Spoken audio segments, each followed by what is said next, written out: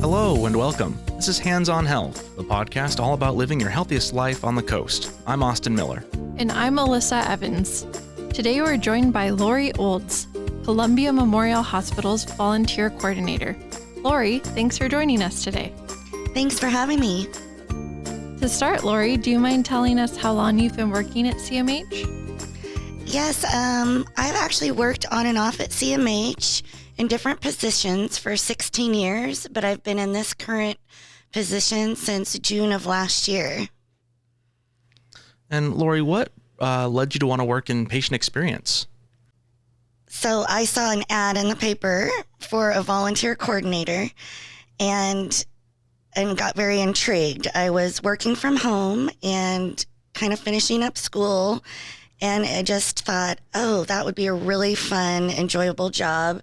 And I saw that it was also working in the gift shop, which I've had a buying experience in my past. And I thought, oh, how fun would it be to do the buying for the gift shop and work with the auxiliary ladies who have been here since 1951 and doing all these wonderful things for the hospital. I've always loved going into the gift shop and seeing the ladies and seeing them around the hospital. So I thought this could be a good fit for me, and found out it was under the patient experience department and just put my application in and got a call, and it's just really worked out. I'm really enjoying it.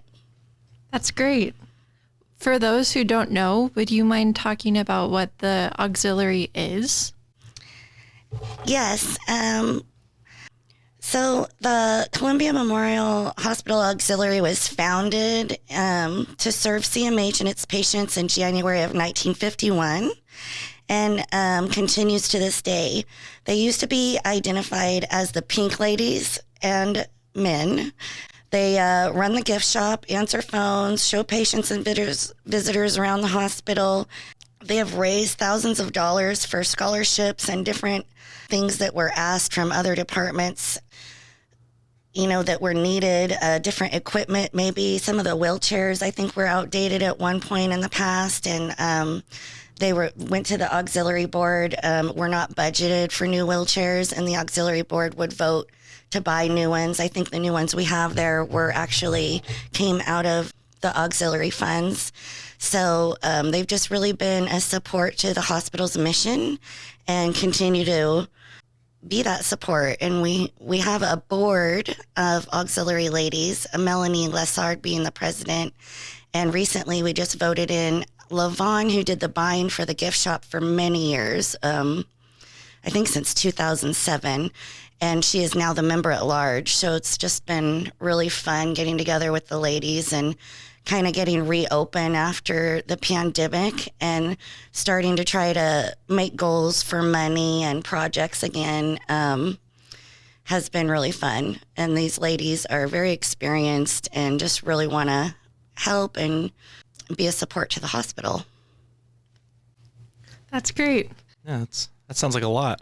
It's kind of one of those sides of the hospital I think people don't really see as much of, which actually there's a lot of sides of the hospital people don't really see a lot of, but that definitely sounds like one of them. Yeah, it's kind of interesting because it was, we have the foundation that is kind of a separate thing. I mean, not separate. We're all here to support the hospital, but, they have their fundraisers. They have their, maybe temporary volunteers and things like that. And our volunteers are always available to help the foundation. A lot of them will do like the derby, the big fundraiser derby. I think there used to be one like Denim and Pearls or something. They have all their annual things they do. So some of our volunteers that are here, once a week, 4-hour shifts, do some of those big events, but we really are under a different umbrella as far as the auxiliary board goes. And so it is interesting how they've been doing this for so long. I mean, when you walk the halls and you go by the gift shop, you can see a picture of all the ladies that, some of them we know in our community, I recognize, I think one is maybe Skip Hauke's mom is one of the pictures. And, so a lot of our community members, I hear a lot that they were once a pink lady at one time, or they had a family member that was a pink lady or, Candy Striper. So it's just a really neat community-driven history with our volunteers and the auxiliary board. So, Laurie, what are some different ways that people can volunteer at the hospital? So currently, we have just extended the gift shop hours. That's kind of my main area where I'm needing people.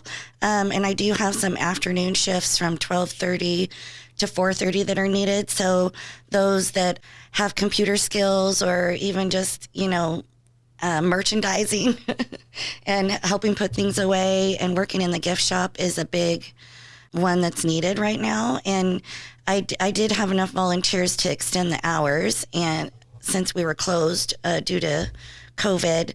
And so that's been great. But then we also have pet therapy program that we just recently, you two did some article on, and we had a great response on. So I just onboarded another pet therapy team recently.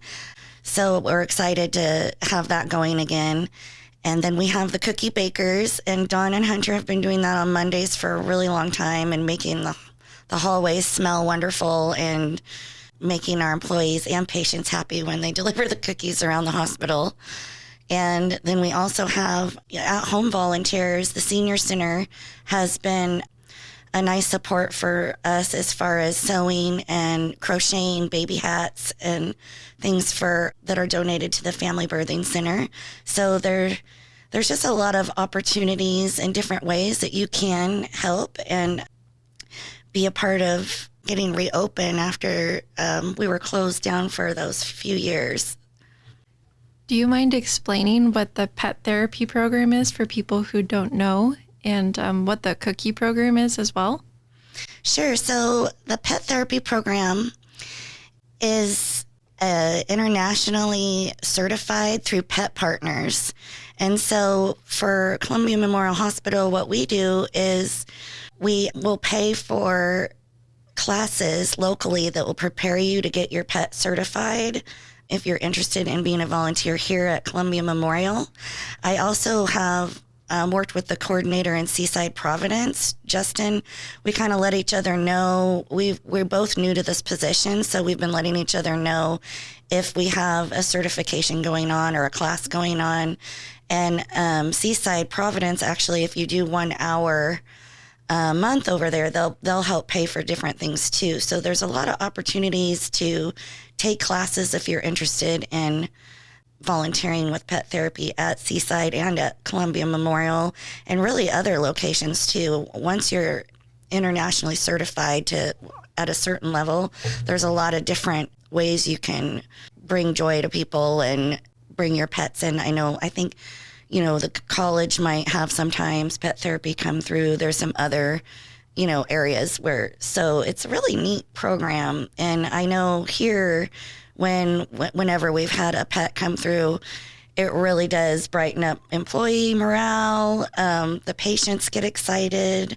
There's been a lot of, it's just a really warm, feel-good thing. And I think everybody is just happy to have that interaction happening again, since we were all a little bit isolated.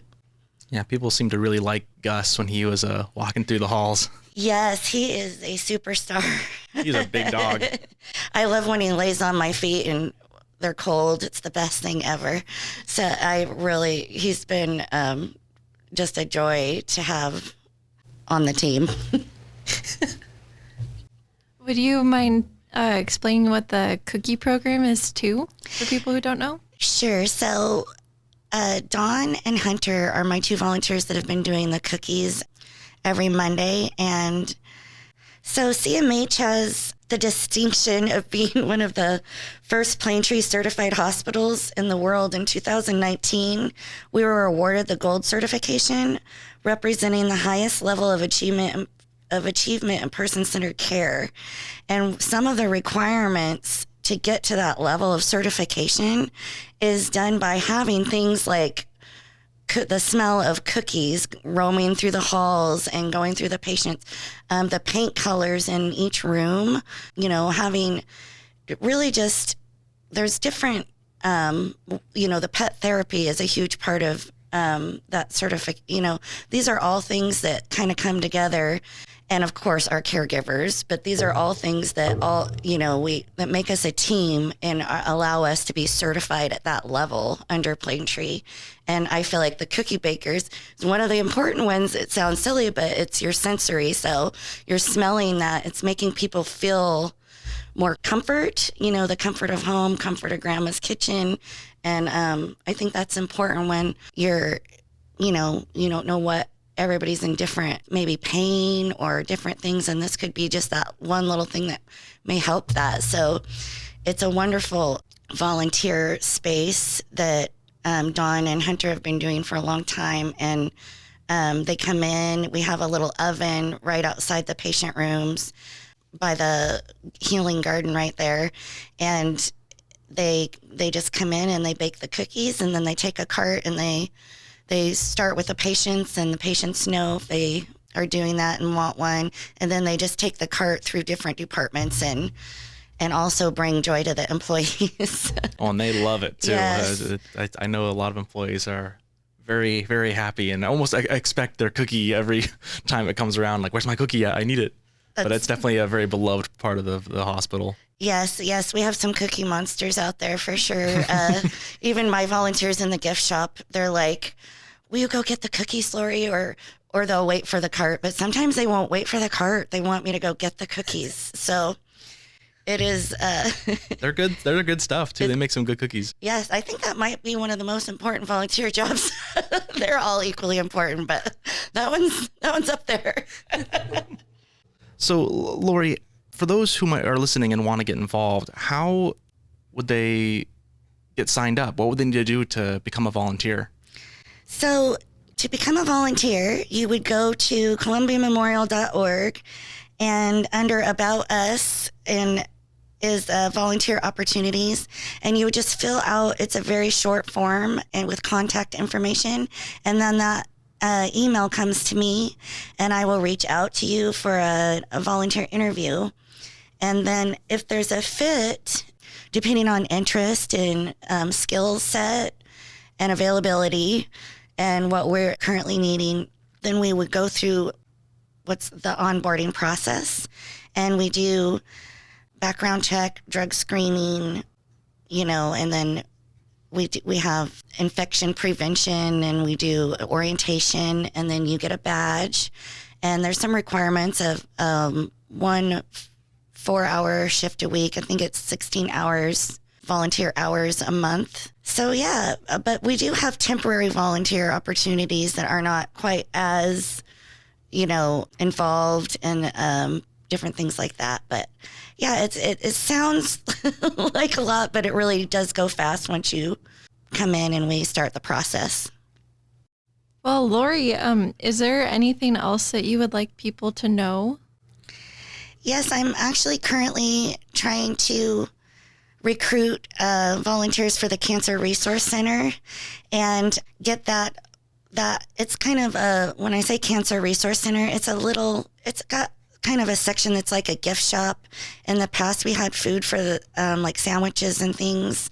So that's been shut down, and we'd like to get it reopened. And so I've been working on getting it cleaned up, and I think we're going to start with just 11 to 2 for the hours. And I'm hoping I can find some volunteers that are able to do that, and they would do the register, the point of sale system, and I would do some training. But it's a needed thing that I think would really boost morale and even patients when they come through, and then people waiting for loved ones that are in there. So I think it's very important, and so I'm hoping this podcast will generate some interest in that area. I have one final question, because that was actually one of my thoughts. Was like, I know there's a gift shop in the cancer center. Wondering if that would come back. I haven't been with a hospital long enough to be around when this was a thing, but I know there's the piano over in the pavilion. I've heard that they used to have volunteers go and play that. Are you hoping to get people to do that sometime in the future as well? Yes, we've been talking about that. We just have not gotten there yet. I actually I would like to. I think that does, just when it's going through the halls, I really do think it makes a difference over there. So that's definitely something in the future we'll probably be bringing back.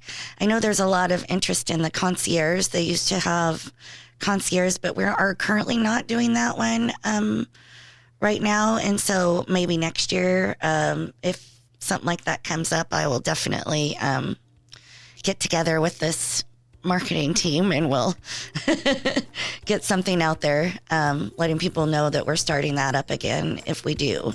So there's some things that we did in the past that we are not currently doing. So we're just kind of baby stepping through, but I am currently recruiting for the Cancer Resource Center. That's my next thing on the agenda, I think. That's awesome. Yeah. Great. It's been really nice talking to you today, Laurie. Thanks for joining us. Thank you. Thanks for having me. It's been fun. Yeah, anytime. And for all those listening, thank you as well for listening today. This has been an episode of Hands on Health, brought to you by Columbia Memorial Hospital in Astoria, Oregon. CMH is an independent, not-for-profit health system that provides comprehensive, person-centered care in Northwest Oregon.